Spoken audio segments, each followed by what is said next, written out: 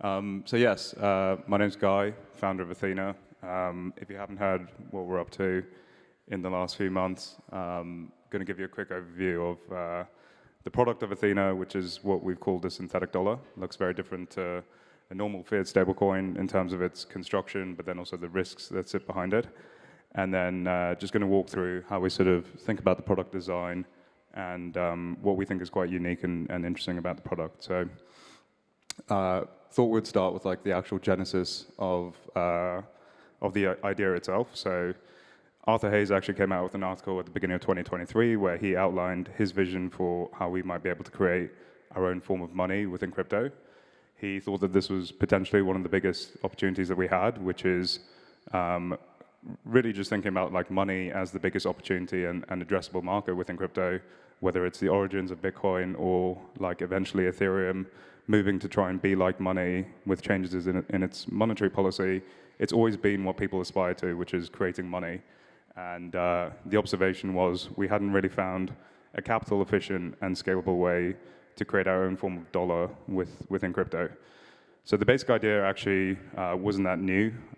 Traders had been doing this on BitMEX and other derivative exchanges even before Tether was around and had spread properly. So back in 2016, if you wanted to go on holiday and you're in an open derivative position on one of these exchanges, what you'd do is you'd post collateral, Bitcoin collateral, and then short the derivative on the other side, which would create a delta neutral position.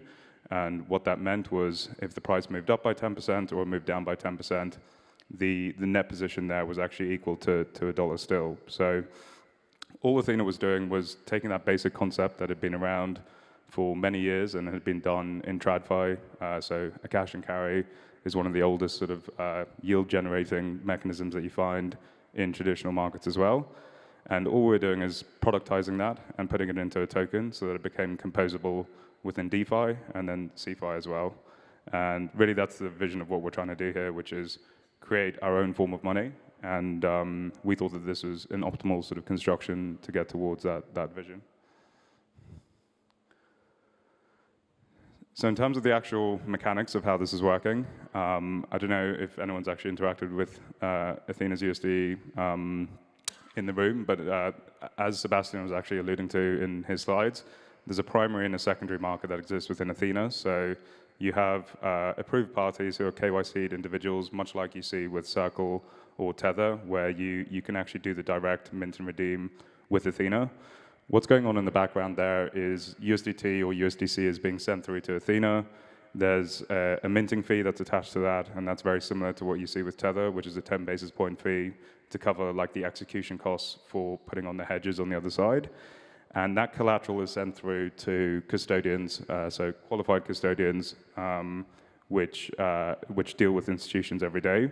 This was a key piece of something that we wanted to ensure was actually different to the way that Arthur outlined his idea in the original post, which was I personally didn't feel comfortable having users' assets sitting on a centralized exchange after what we saw with FTX.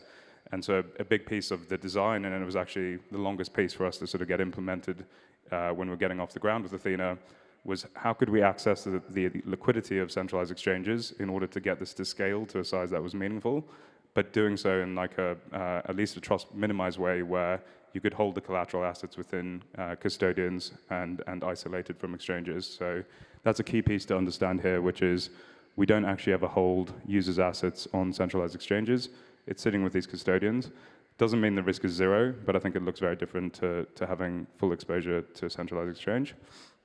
And then what happens with those dollars when they come through the system is very simply you're either buying liquid staking tokens like STETH or ETH or Bitcoin, and as that is executed, there's a hedge on the other side so that that position is delta neutral and it's held in that position.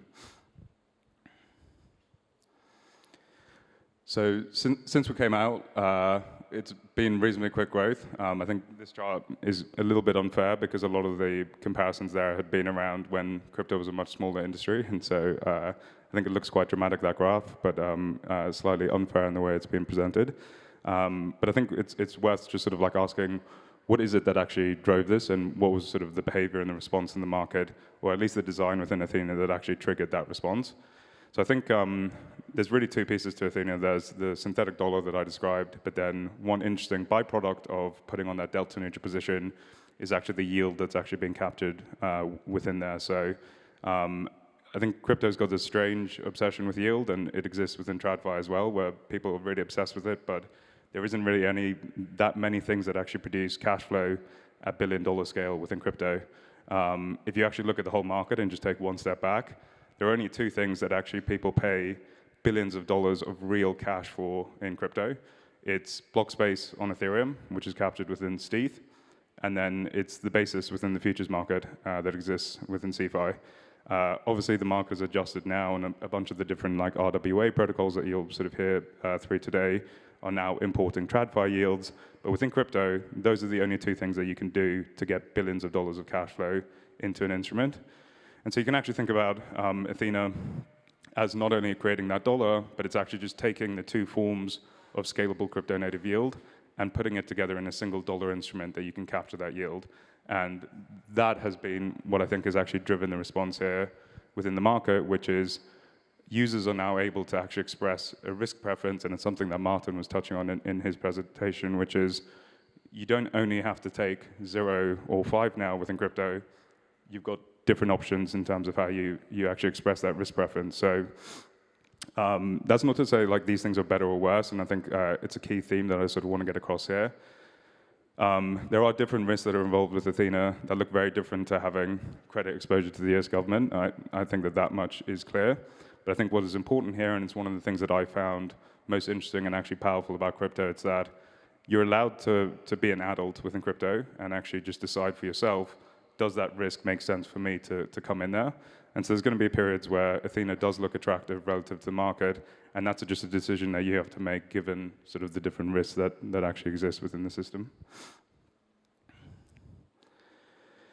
On the side of that, just wanted to sort of jump into how we think about it as like a business as well, because I think that's something that we sort of sometimes miss within crypto as we create products, but then forget about how that actually looks like from a business perspective. So one thing that looks quite different here is we've tried to present this in it's called a return on asset framework. So it's just taking what is your interest income and then the amount that you're actually paying out and what is sort of left there to be captured.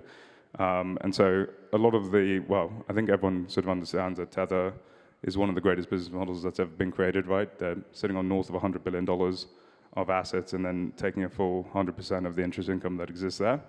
And then there's sort of a sliding scale, I think, in terms of how much you can actually extract from that gross asset income. And so with Ethena, that's one thing. Again, when you're producing an outsized sort of risk-adjusted return, there is more scope for you to actually capture sort of returns back to the protocol itself.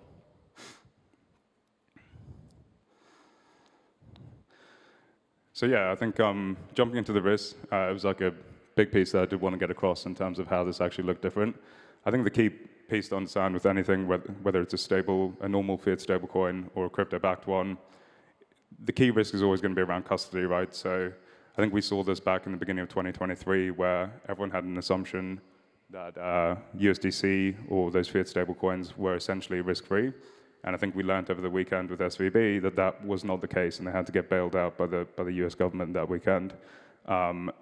Whenever you have assets sitting and being held in some sort of custody, that could be in a bank in the real world, it could be in a smart contract that's sitting on chain, or a qualified custodian like Ethena is using within crypto, that is always going to be the key risk, where if a custodian's losing your money, you're screwed as a stablecoin issuer on the other side.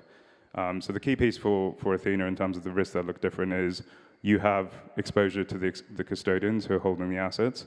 You also face credit risk to exchanges on the other side. So while the assets are not actually sitting within custodian on the exchanges themselves, you do have the derivative position that sits on exchanges. And that means that if one of the exchanges do go down, you might lose the hedge leg that sits on one side of the asset backing. And then another thing that looks quite different is we've generally seen the funding rates within the market. So I didn't really fully explain where you get that yield from and what is sort of the nature of why you're getting paid to put in that cash and carry. At a very simple level, the perpetual swap, which is the hedging instrument that's used behind Ethena, is basically the instrument that people use for leverage within crypto to get long and express a long biased view of the market. And there's just simply a demand and supply imbalance in crypto for dollars. And so generally, people within the market think the market's going up. They want to actually pay to access more leverage to express that view. And really all Athena's doing is providing dollars on the other side for someone to take that levered expression. Generally, that interest rate is strongly positive through time, but that's not always the case. So during extremely bearish conditions, you do sometimes see funding dip below zero. And for that reason, there is a reserve fund that sits behind Ethena, which is there to sort of cover for those moments where you might not have a positive interest rate and you need an additional buffer that sits there.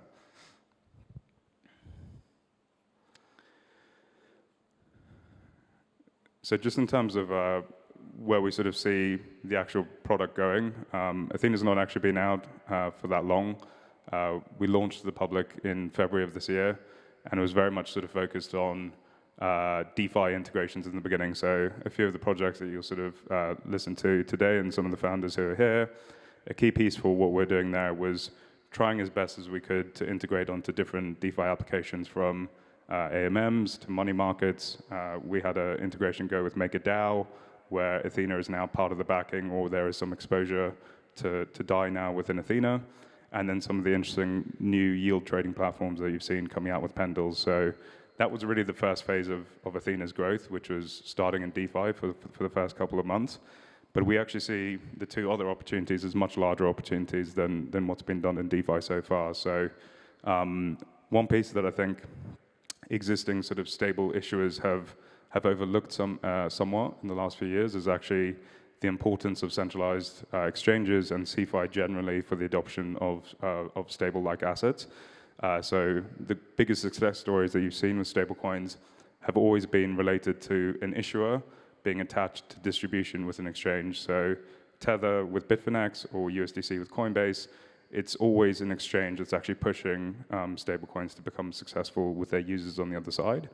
So a key piece for us was actually, can you make this an interesting asset that you actually want to put into CeFi venues where people use this as a trading instrument in their day-to-day trading activities? And so one key piece that sort of came out in the last couple of months is that we got listed as collateral on Bybit, where you can actually use USDe now, capture a yield while you're trading, and use that to offset some of your funding costs on the other side. To give you guys a sense of the sort of size of that market and how big that is, there's around $25 billion now of Tether, which is used exclusively just to margin linear perpetuals. And we think that, serving some small part of that market is actually a huge opportunity for a new yield-bearing type of dollar.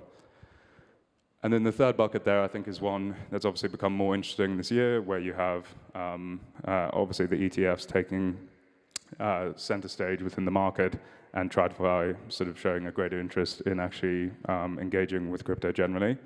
What's interesting about this is, I think, circling back to the idea that we had around capturing the two forms of scalable crypto native yield, your ability to put that in a single instrument and actually export it out into TradFi, we think is a pretty interesting opportunity for them, where a lot of the work that we're doing around RWAs is really bringing a product that they have access to already on chain, which is not something that's like that interesting to people within TradFi. It's like, would I come do this on chain, or would I actually just access it myself in the real world? The RWA type products are interesting to crypto people who don't want to actually go back into the real world and sort of reduce that friction. So what we're actually trying to do is think about that in reverse is, can you produce a product which is uniquely enabled by crypto and you can actually export out into TradFi? And if you can wrap that up in the right way with some of the custodians that we mentioned earlier, we think that actually providing that as an interesting risk-adjusted yield to them is a huge opportunity to just capture dollar yield within crypto for them. So yeah, that's the Ethena story, how it sort of all comes together, and some of the risks. So thanks for listening.